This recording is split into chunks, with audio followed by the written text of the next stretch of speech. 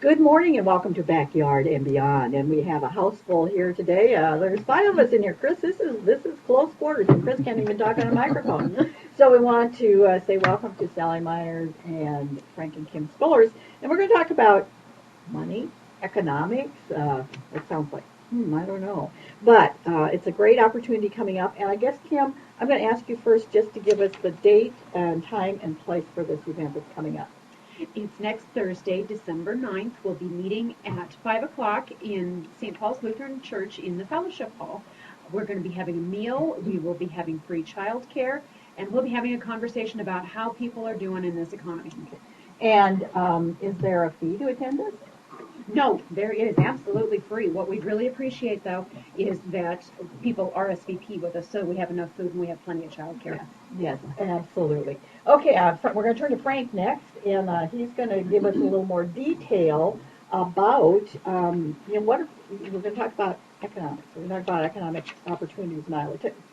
What is it that we're really going to be discussing? Well, the Child and Family Policy Center contacted us about a month and a half ago or so, and they are funded, or they have a grant by the Northwest Area Foundation to do 4 conversations around the state, and we're one of 4 to talk about economic opportunities and how do we address a reduction in poverty. And during these economic times, poverty rates are really on the rise, and specifically here in Cass County, some of the figures is pretty startling that children in poverty in 2008 in Cass County is between 14.4% and 20.7%. So as the poverty rate increases across the state, which it did between 2007 and 2009, the children that are caught up in that poverty seem to increase a little bit faster. So the Children and Family Policy Center has gotten involved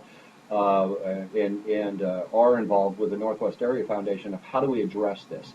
Not only how do we address this on a local level, but a statewide level, and how do we affect legislation that might address this too. So it's really a talk on what can we do locally, but what can we do to affect change with the legislative session coming up. Okay, and that was going to be one of my questions. So you get together and talk about what's going to happen. Well, legislation, of course, is an important result, and people may get other ideas of how we can affect at least maybe not changing the poverty rate, but being more open to knowing that that's happening. Do you think there are hungry people in Cass County? Oh, I think there are many, many hungry people in Cass County, and I think what we really have to do is look at all Southwest Iowa, because our population commutes so much that we have so many people in Cass County that live here but work outside of the county. So it's really a regional opportunity, and the Child and Family Policy Center actually has 3 different goals out of here: is to expand and activate and support a network of organizations that are still dealing with this type of an issue. Also, develop stronger links between the state and the local level of what we can do to address this, and then build and act on an economic opportunity policy agenda that we can develop. And I don't think that we can turn a blind eye anymore. I think this is right under our nose, and I love an Einstein quote, and I use it all the time, is doing the same thing in the same way and expecting to get different results. And that's what he defines as insanity. And we have to look back over the last 10 years and have we affected change, and are we doing things differently? And I would say no. And I think we need to really do things differently to affect change. We can't do it the same way anymore. I'm going to come back to you, Frank, but I want to talk to Sally about, Frank mentioned the networking, the organizations that are there to be supportive of people, and the Lullaby Foundation, which you started, is one of the sponsors of this. So why did you think it was important for you to be involved? Well, our mission for the Lullaby Foundation serves children and families who are lost in the shadows of the communities in which they live. And like Frank said, poverty's out there, people are out there sometimes right under our own noses and we don't see them. Now what Lullaby has been able to do is be in partnership with many organizations in Southwest Iowa who try to serve people who are living in the shadows. And It's just amazing. Just we work with some counselors here in Atlantic for the schools, and the some of these people live in very dire straits. Uh, And you know, a lot of people think, you know, if you've never experienced poverty, a lot of people think, well, it's their own fault. They, you know, Mhm. if they just get out there and work, it would all be well. But that's not always the case. No, it's not. And Lullaby is always looking for ways to develop new projects and programs to help these families that are living in the shadows, that are kind of invisible to the rest of us who live in the sunshine, so to speak. And one of the things that's been interesting to me is this seems to be affecting a lot more people than we ever imagined. People that where both parents are working, they too are suffering the effects of some of the low economy. And Lullaby's just looking for more ideas, wants to get in conversation with other agencies, other people to try to find ways to fill in the gaps. And I don't know what the answers are either, but maybe if we just all put our heads together and come up with, like Frank said, some new things, because what we have been doing doesn't always work, just so that some new things and some new ways that Lullaby can help to serve families and children in our community. Okay, so that's a very good reason, Sally, why the Lullaby Foundation is involved. I was going to add to what Sally said.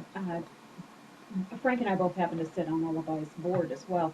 And one of the things that seems to me that we're trying to do is instead of giving people a hand out, we're trying to give them a hand up. I like that phrase. Mhm. And it's not so much as giving people things that they need that they can't get for themselves. It's just maybe helping them be more resourceful, maybe see if we can figure out some training.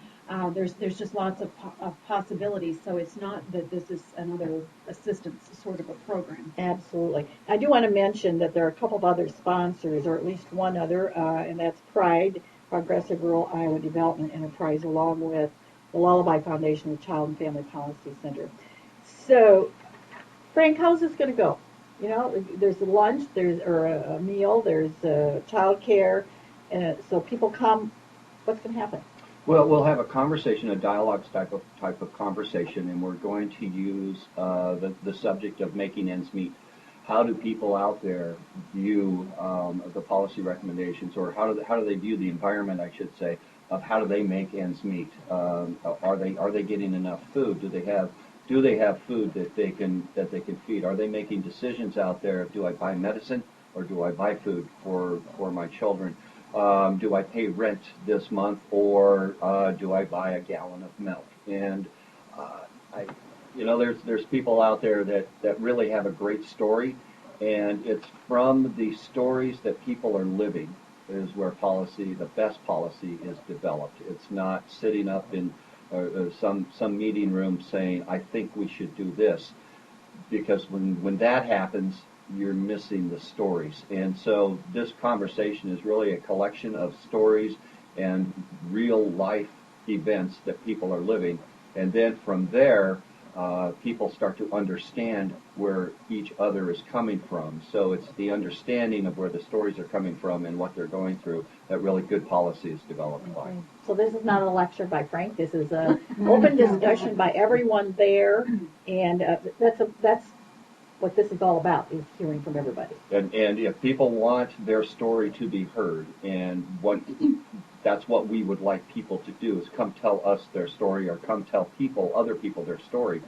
So really a good direction can be that we're really pleading with people that are not living the dream to come and tell us. Mm-hmm. Okay. So, again, just want to say this is open to everybody. No matter what your income, everybody needs to come and share their ideas about the possibilities of positive economic development, positive income for everyone that's affected. I was just going to add one more time that there is a free meal that we'd really love to have people attend. We just need to know the RSVP, and child care will be provided on site. There's a lovely nursery in St. Paul's, and so we have tried to drop every barrier that might keep people from coming and enable that. And the dinner and the childcare starts at 5. And of course, you give people a little bit of time to eat. I hope it's more than the 15 minutes that some schools are giving their kids for lunch. Yeah. Yep. Have to get that in there because that's really bad thing to do. And so then the conversation will start after that. Right. And, It'll be about a 2-hour conversation or so. We'll have people, because 5 o'clock is when they get off work, or we want them to actually, say hello to their children at one point in time, and then before they drop them off, if they need to, and just come and sit and relax and fellowship with the folks that are coming there, and then we'll start our conversation after everybody is ready. So it is a great opportunity to meet other people that are there and, as you say, start a conversation before you get into the discussion. And I know, Frank, that you always say food is a way to start that. Food is a great communicator. And Lullaby and Pride are excited in the long-term possibilities of what we might be able to create beyond the policy and the legislature next month. Okay, one more time. Time, place, date. Thursday, December 9th, 5 to 8 p.m., St. Paul's Lutheran Church in Atlantic. My phone number is 712-250-0275, or you can email an RSVP to kim@ghorizons.com. Okay, if you forget all that, I'm guessing somebody at St. Paul's would Correct. answer the phone if they forget. Yes. So, they would. okay. Very good. We want to thank you all, Donna Thank Myers, you Frank and very Kim much. Spillers, for Thank being you. in here this morning. And until next time, a person should hear a little music, read a little poetry, and see a fine picture every day in order that worldly cares do not obliterate the sense of the beautiful.